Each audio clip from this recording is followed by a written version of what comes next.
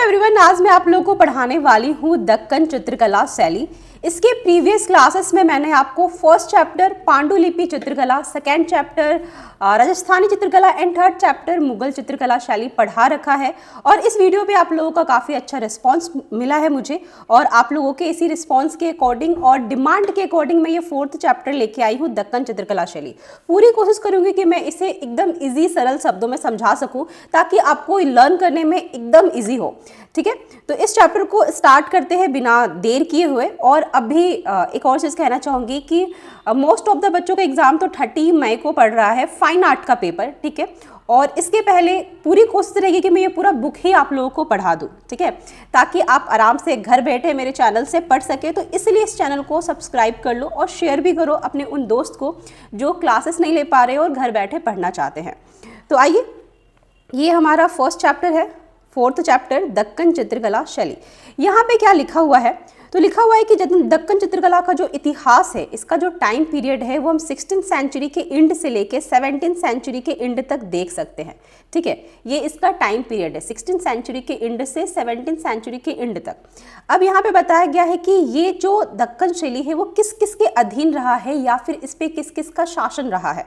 तो यहाँ पे भाई मुगलों का शासन रहा है। यहाँ पे हालांकि लिखा हुआ नहीं है, पर मुगलों से पहले यहाँ पे दिल्ली सल्तनत का भी शासन रह चुका है। इसके बारे में भी थोड़ा सा मैं आपको समझाऊंगी, जो कि आपके बुक में नहीं लिखा है। डेप्थ में आप चीजों को समझिएगा तो लंबे समय तक याद रहेगा और कभी भूलोगे भी नहीं। ठीक है, तो यहाँ पे दिखाया गया कि इस पे पहले तो मुगलों का शासन रहा है, उसके बाद असफिया राजवंशों का भी शासन रहा है, प्रांतीय राजाओं का भी शासन रहा है, और नवाबों तथा हैदराबाद के निजाम के अधीन, अधीनस्थ मतलब होता है इसके अधीन होना, यानी इन सब का भी दक्कन शैली पर शासन हमें देखने को मिलता है। ओके, असफिया राजवंश का शासन कब रहा तो मैं बता देती हूँ, जब मुगल का पतन हो रहा था, मुगल खत्म हो रहा था और हैदराबाद राजवंश स्टार्ट हो रहा था। ठीक है, तो पतन होने के पहले मुगल का और हैदराबाद राजवंश का स्टार्ट होने से पहले असफिया राजवंश को हम देखते हैं यहाँ पे। ठीक है, तो हम लोग क्या करते हैं, सिर्फ बुक्स के लाइन टू लाइन पढ़ते, इसके डेप्थ को जानने की कोशिश नहीं करते, इसलिए बहुत सारी चीज़ें हमें समझ में ही नहीं आती। ओके, साथ ही बताया गया है कि इस शैली को इंडो पर्शियन शैली समझा जाता है। भाई इंडो पर्शियन शैली क्यों समझा जाता है?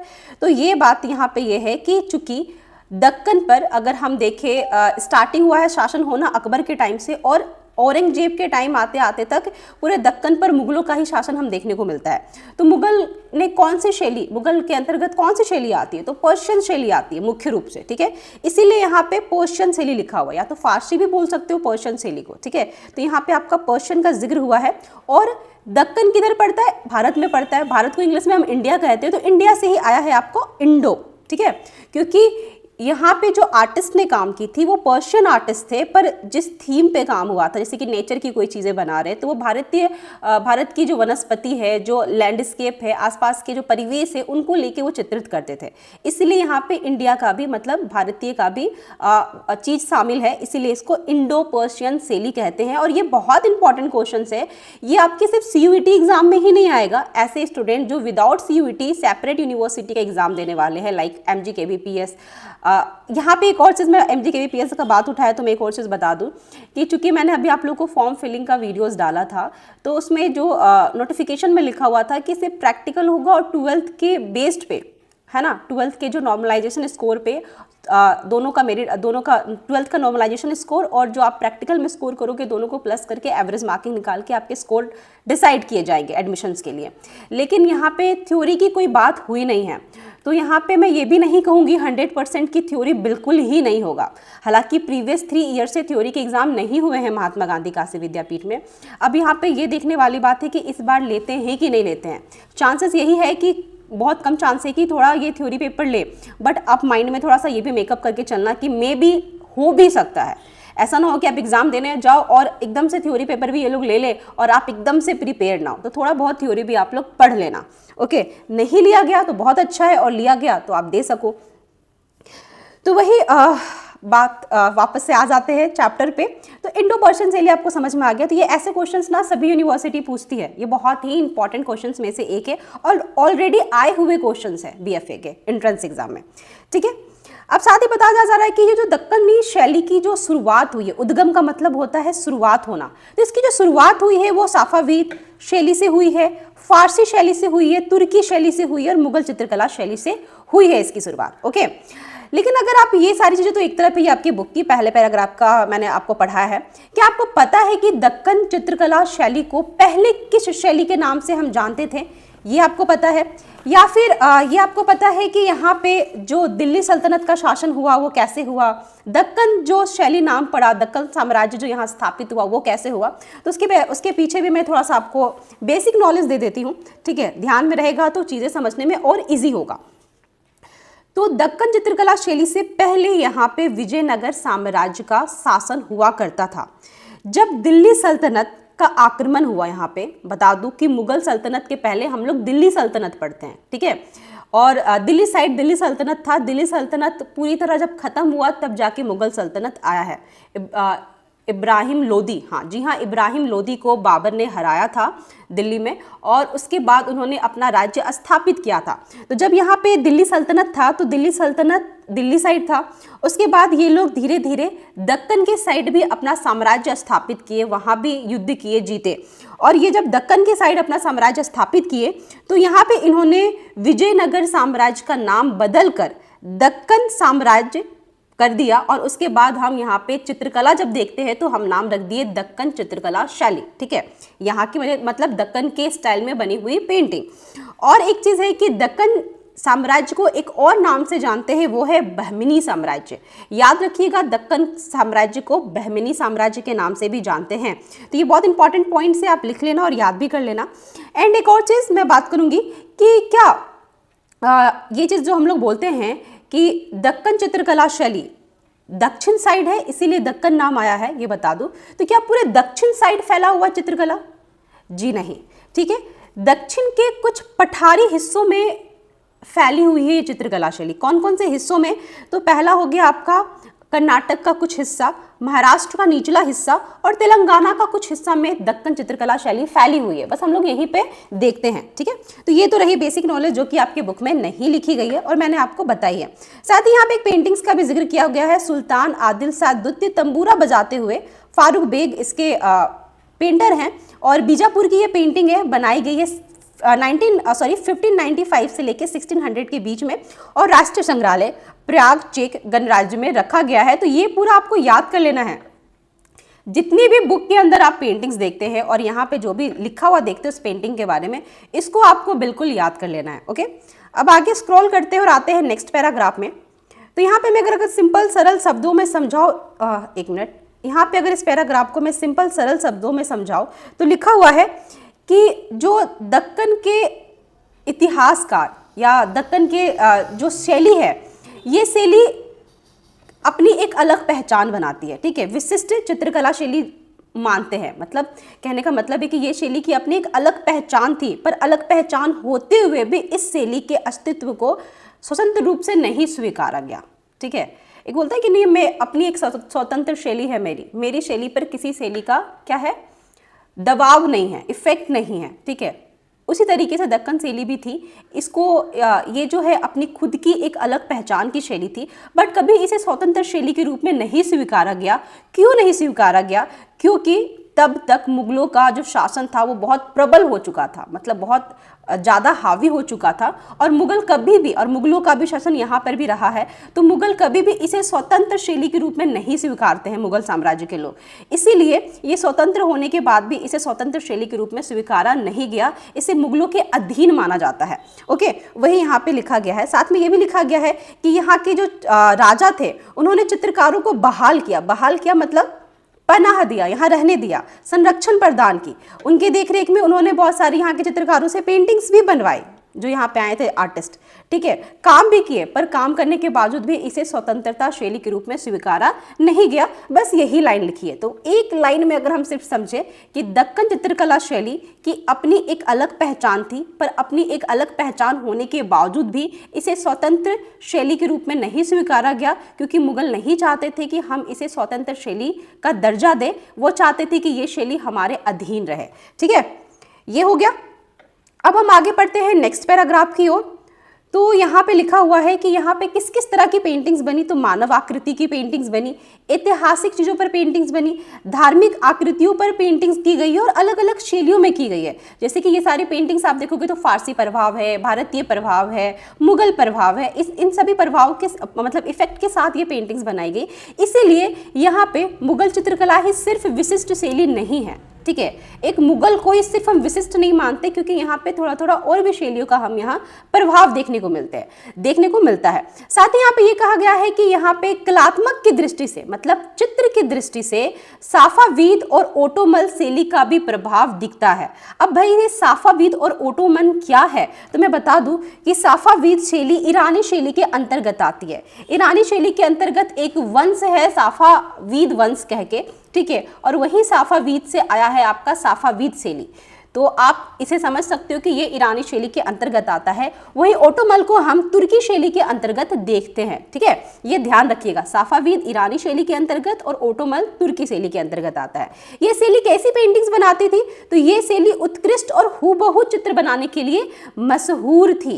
हूबहू लाइक रियलिज्म, यथार्थवादी शैली की तरह, ठीक है, उस तरीके से, मतलब जैसा देखा डिट्टो वैसा बनाना, ना इधर का सोचना, कुछ भी एक्स्ट्रा दिमाग नहीं लगाना है, बस जो देखो वो हूबहू बना दो। तो ऐसी पेंटिंग्स बनाने के लिए फेमस थी।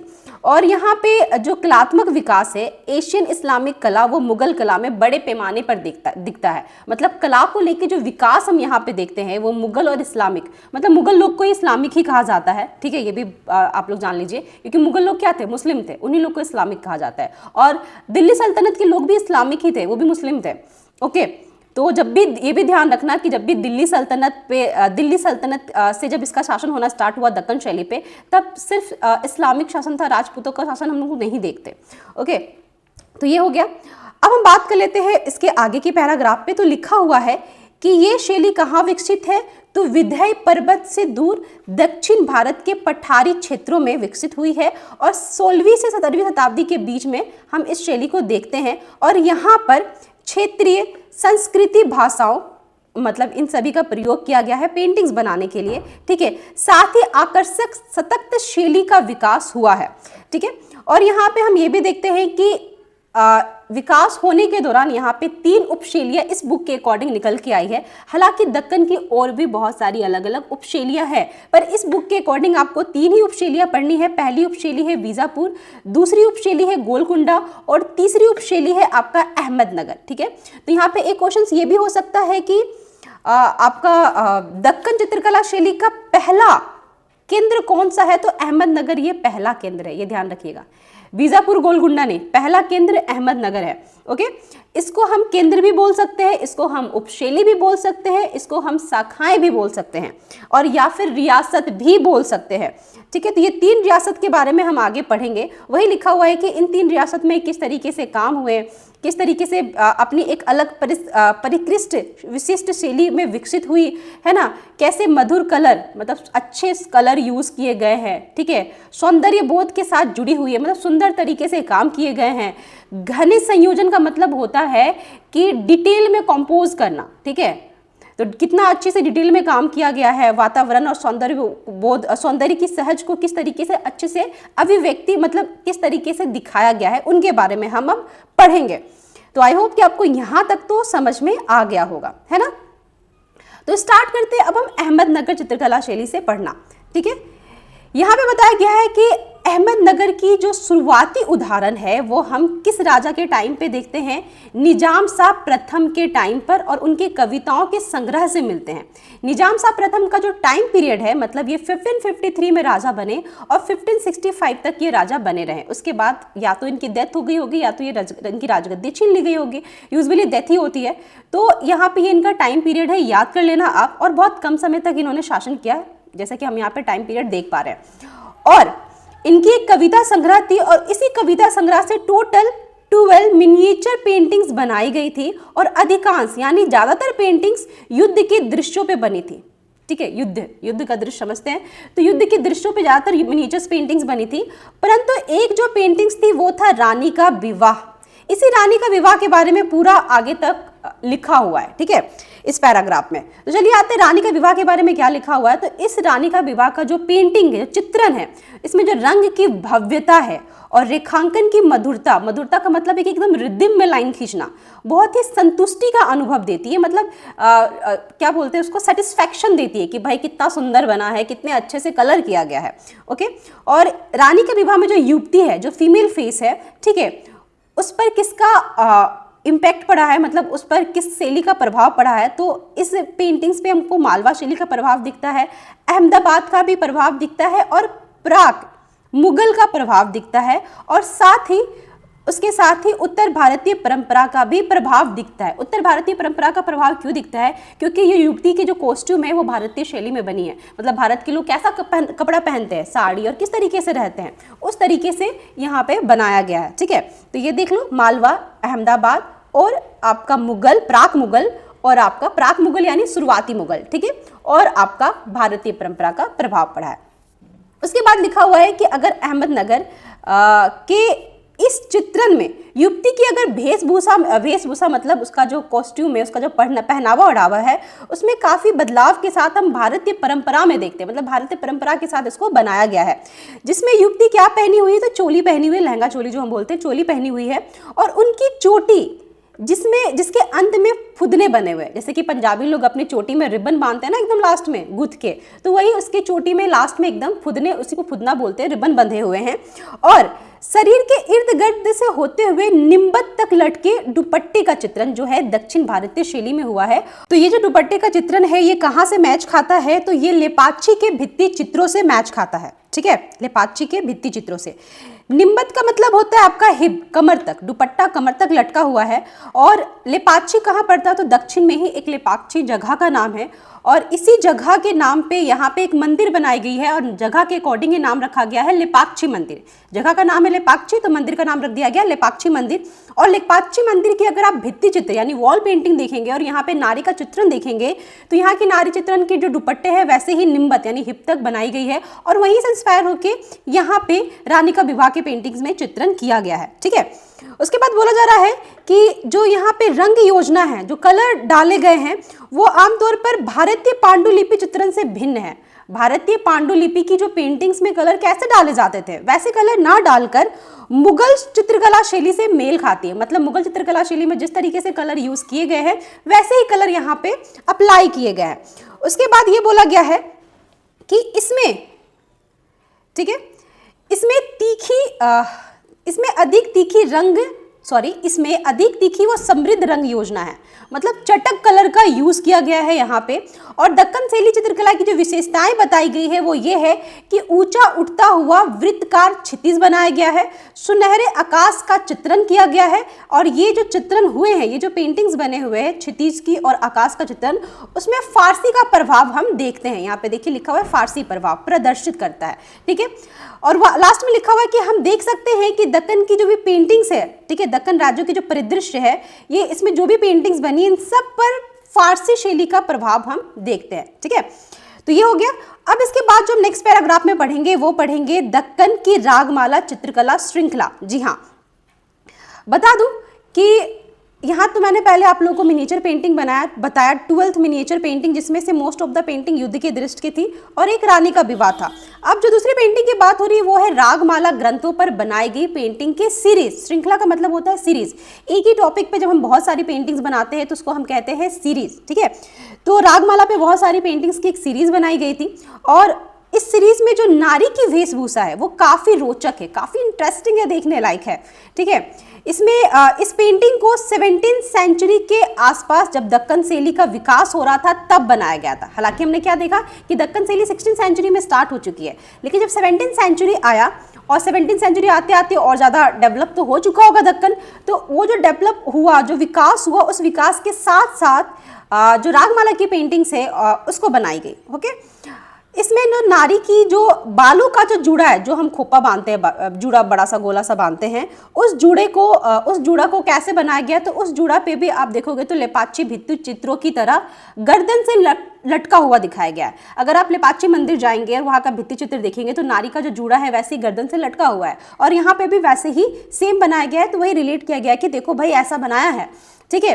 और जो क्षितिज है उसको लुप्त दिखाया है, मतलब क्षितिज में ज़्यादा कुछ दिखाया नहीं, डिटेलिंग में कुछ काम नहीं दिखाया है क्षितिज को। और यहाँ पे है कि जिसमें रंग विहीन उदासहीन पृष्ठभूमि, छोटे पेड़ पौधे चित्रण या वीथिका के ऊपर दक्कन चित्रकला शैली जैसे गुंबदकार वस्तु के अंकन को स्थापित किया गया है। अगर आप इसके पृष्ठभूमि में देखेंगे, बैकग्राउंड में देखेंगे, पृष्ठभूमि का मतलब है बैकग्राउंड, अगर बैकग्राउंड में देखेंगे तो यहाँ पे छोटे छोटे पेड़ पौधे बनाए गए हैं जो वीथिका के साथ, मतलब एक रो में पेड़ पौधे बनाए गए, पहला दूसरा तीसरा, इस तरीके से एकदम अच्छे से पेड़ पौधे बनाए गए हैं, ठीक है, स्थापित की गई है। साथ ही यहाँ पे बालों को बनाने के अलावा, या जो भी यहाँ पे बाल की ड्राइंग की हुई है, तो बालों की ड्राइंग करने के अलावा, ठीक है, एक बार मैं पढ़ती हूँ, बालों को बनाने की शैली के अलावा अन्य सभी विशेषताओं में उत्तर भारतीय फारसी शैली के चिन्ह मिलते हैं। मतलब अगर बालों को देख छोड़ दिया जाए, क्योंकि बालों पे तो लेपाची मंदिर की तरह प्रभाव पड़ा है, और उसको छोड़ दिया जाए तो जितनी भी चीज़ें बनाई गई है उस पर हम भारतीय प्रभाव या फिर फारसी प्रभाव देखते हैं।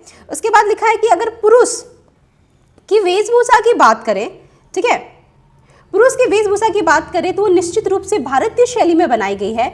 और वही पुरुष में जो दिखाया गया कि लंबी नुकीली जाक वाला पैजामा अकबरी लघु चित्रकारी से काफी मिलता है। भाई ये लंबी नुकीली चाक वाला पैजामा का मतलब क्या हुआ, तो ये फारसी लैंग्वेज है। लंबी नुकीली चाक वाला पैजामा का मतलब है कि घुमावदार पैजामा, पटियाला टाइप, आप जब पटियाला सूट पहनते हो ना तो उसमें कैसे घुमावदार पैजामा होता है, और जो धोती पैजामा कह सकते हो आप, ठीक है, तो उसी को कहते हैं लंबी नुकीली चाक वाला पैजामा, ठीक है। और ये कैसे बनाया गया, तो ये अकबरी लघु चित्रकारी से मेल खाता है। मतलब अकबर के टाइम पे उन्होंने पुरुष के जो ड्राइंग बनवाई थी उस समय उन्होंने किस तरीके से पैजामा बनाया था, वैसे ही यहाँ पर बनाया गया है, ठीक है, क्योंकि जाहिर सी बात है मुगलों का प्रभाव है, तो मुगल के आर्टिस्ट यहाँ के आके बनाए हैं तो वैसे ही बनाएंगे।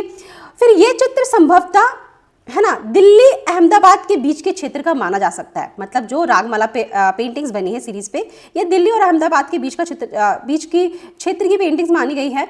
और इसमें जो छोटी पगड़ी दिखाई गई इस पेंटिंग में, छोटी पगड़ी, इस छोटी पगड़ी पर भी हम देखते हैं अकबरी लघु चित्रकारी का प्रभाव। मतलब अकबर ने अपने टाइम पे कैसे छोटी पगड़ी बनाई थी, वैसे यहाँ पे भी छोटी पगड़ी बनाई गई है। यहाँ का लाइन बहुत ही समझने जैसा है, क्योंकि ये लाइन में भी बहुत लोगों को नहीं समझ में आया होगा, जो कि 1567 की गुलिस्ता के चित्रों में दिखाई देती है। भाई ये गुलिस्ता है क्या, तो बता दूं, ये गुलिस्ता एक फारसी ग्रंथ है और इस ग्रंथ पे पेंटिंग्स बनी है। मतलब ये फारसी ग्रंथ है और इस पे पेंटिंग्स बनी है 1567 में, ठीक है। और जो इस ग्रंथ पे पेंटिंग्स बनी है वैसी ही पेंटिंग्स हम अकबरी लघु चित्रकारी में देखते हैं। तो वही लिखा हुआ है कि 1567 की गुलिस्ता चित्रों, मतलब गुलिस्ता की जो ग्रंथ है उस पर बनी चित्रों से में दिखाई देती है। और इस गुलिस्ता के चित्रों को किसने बनाया था, मतलब इस गुलिस्ता का मतलब है इस गुलिस्ता जो ग्रंथ है, इस ग्रंथ की पेंटिंग को किसने बनाया था, तो भाई बुखारा के चित्रकारों ने बनाया था। याद रखिएगा, क्वेश्चंस आ सकते हैं, क्योंकि बुक्स के बीच के मीट से बहुत क्वेश्चंस पूछे जाते हैं एंट्रेंस एग्जाम में। अगर आप बैक क्वेश्चन सॉल्व करो, मैंने बैक क्वेश्चंस अपलोड कर दिए जब से CUET स्टार्ट हुआ है, तब से लेके प्रीवियस ईयर तक बैक क्वेश्चंस पेपर जो है अपलोडेड है मेरे चैनल पे। उसका एक अलग से प्लेलिस्ट भी बना हुआ है।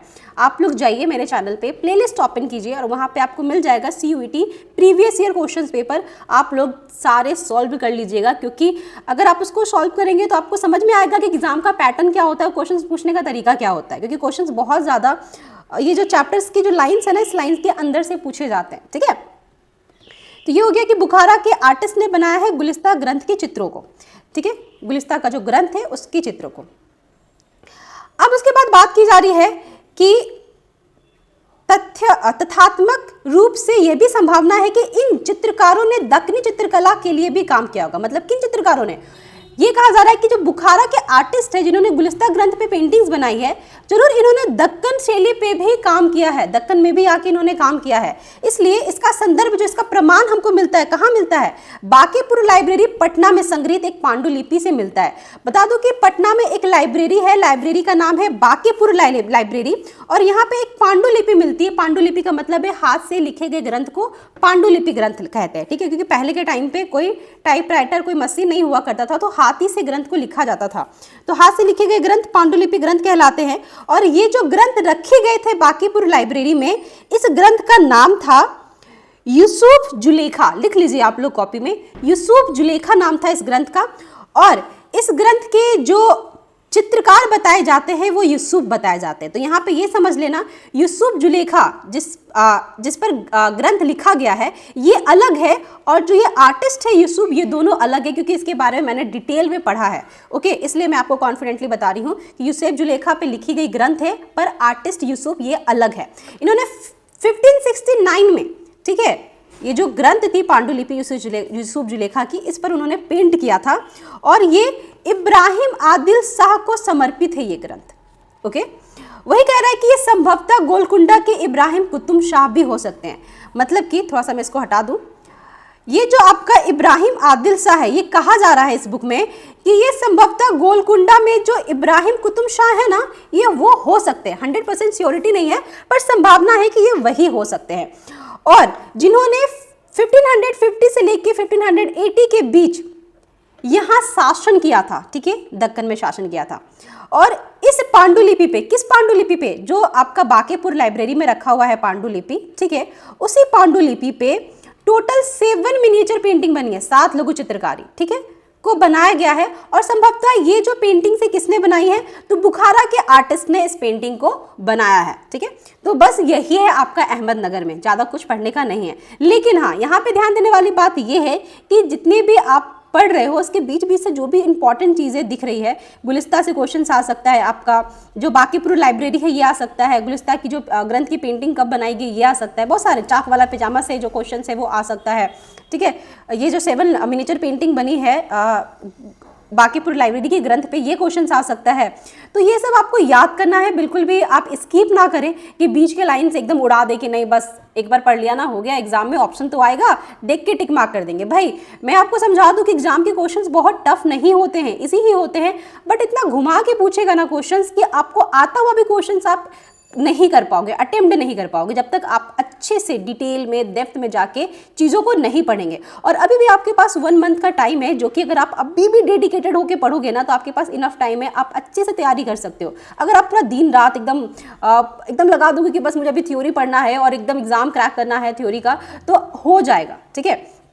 तो अगर आप इसके लिए भी साथ में बता दूं कि अगर आप मेरी क्लासेस लेके पढ़ना चाहते हैं तो आप मेरी क्लासेस में भी पढ़ सकते हैं। हालांकि मैंने क्लासेस में काफ़ी चैप्टर्स पढ़ा दिए हैं, ठीक है। मेरी क्लासेस में आपको रिवीजन क्लासेस मिल जाएगी, नोट्स मिल जाएंगे, आपको टेस्ट पेपर भी मिलेंगे, और जो भी आपकी चीज़ें होगी जहाँ पे आपको पढ़ने में दिक्कत आ रही होगी आप पूछोगे, प्रॉपर क्लास में बताया जाएगा, और रिवीजन के दौरान भी चैप्टर्स को अगेन पढ़ाया जाएगा। तो आप मेरी क्लासेस ज्वाइन कर सकते हैं। स्क्रीन पर नंबर शो कर रहा है 9279098366, इस नंबर पर आपको कॉन्टैक्ट करना है, जहाँ पे आपको क्लास की डिटेल भेज दी जाएगी और आप क्लास ज्वाइन कर सकते हो। और आपको बाद में प्रैक्टिकल भी पढ़ाया जाएगा थ्योरी के साथ साथ। अभी तो थ्योरी चल रहा है क्योंकि अभी एग्जाम नियर है, और जब थ्योरी पेपर हो जाएगा तो फिर प्रैक्टिकल का प्रॉपर क्लास चलेगा, जहां पे अगर कोई बिगनर है जिनको बिल्कुल भी प्रैक्टिकल नहीं आती वो भी ज्वाइन करके पढ़ सकते हैं, ठीक है।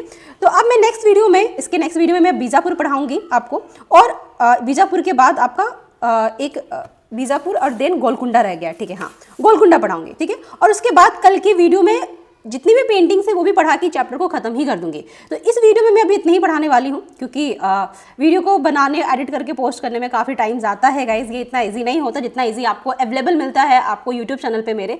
इसको बनाने के पीछे मेरे काफ़ी टाइम जाते हैं, ठीक है। तो आप जो मेरी मेहनत है उसको आप थोड़ा सा नज़रअंदाज नहीं करेंगे, अप्रिशिएट करेंगे, और इस वीडियो को ज़्यादा से ज़्यादा तक लोगों तक शेयर करेंगे, और लाइक कॉमेंट कीजिएगा कैसा लगा, समझ में आया कि नहीं आया, ताकि अगर कहीं नहीं समझ में आया है तो मैं कोशिश करूँगी कि उसको और बेटर तरीके से नेक्स्ट वीडियो में समझाने की, ठीक है। अगर कहीं क्वायरी होगी तो आप पूछ सकते हो, आप मुझे मेरे इंस्टाग्राम पे अपने वर्क भी चेक करा सकते हो, ठीक है। कोई भी क्वायरी आप मुझे मेरे इंस्टाग्राम पे भी पूछ सकते हो। इंस्टाग्राम की आईडी, मेरी टेलीग्राम की आईडी इवन मेरे बायो में दी हुई है, यूट्यूब के बायो में, वहाँ पे आप टेलीग्राम से जुड़ जाइए, क्योंकि वहाँ पे भी चीज़ों की जो भी अपडेट है मैं वहाँ पे बच्चों को देते रहती हूँ, ठीक है। वहाँ पे काफ़ी फाइन आर्ट के स्टूडेंट जुड़े हुए हैं, तो आपको काफ़ी हेल्प हो जाएगा टेलीग्राम से भी।